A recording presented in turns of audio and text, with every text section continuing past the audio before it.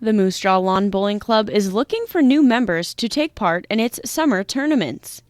If you're looking to get some practice in or try out the sport, the league has nightly bowling at 7 p.m. and the lanes are located in Crescent Park. President of the Lawn Bowling Club, Daniel Morin, says they would like to see some younger players come out and learn the game. It is definitely not a old man sport because the games are 18 ends long. They can be as long as 2.5 hours in a provincial tournament.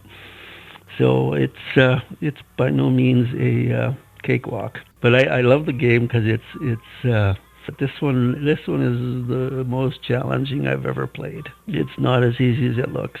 Morin also says the sport can be brought indoors during the winter.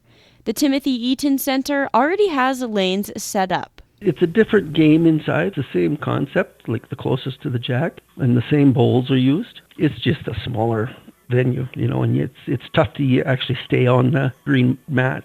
The next scheduled tournament is set for Saturday, August 28th. For Discover Moose Jaw News, I'm Haley Shirky.